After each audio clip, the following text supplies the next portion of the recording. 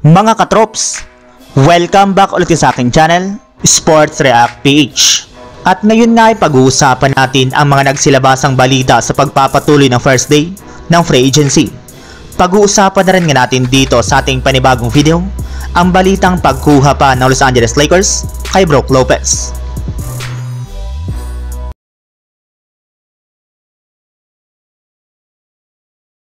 Hindi pa rin nga po talaga mga katrops humihinto at tumitigil ang pagsilabasan ng mga balita patungkol sa mga ginagawang move ng iba't ibang mga team sa unang araw ng pagbubukas ng free agency.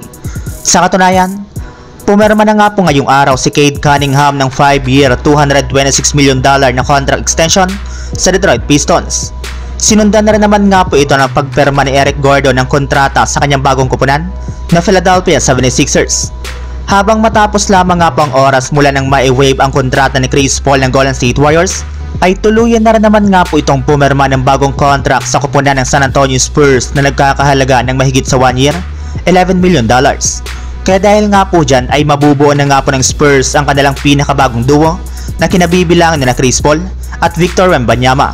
Bukod rin nga po dyan mga katrops, mismong Los Angeles Clippers na nga po nag-anunsyo na lilipat at pipirma na nga po ang kanilang superstar na si Paul George sa kupunan ng Philadelphia 76ers sa isang 4-year contract.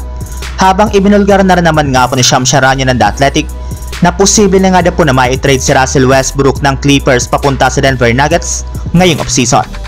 Samantala, punta naman tayo sa ating sunod na pag-uusapan sa balitang pagkuha pa ng Los Angeles Lakers kay Brook Lopez.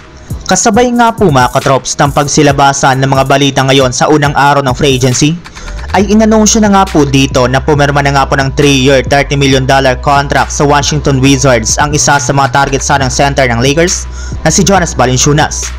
Kaya dahil nga po dyan ay wala na nga po silang ibang choice ngayon kundi maghanap muli ng mga bagong center na maaari pa nga po nalang makuha ngayong offseason sa pamamagitan man niya ng free agency o di kay ng trade.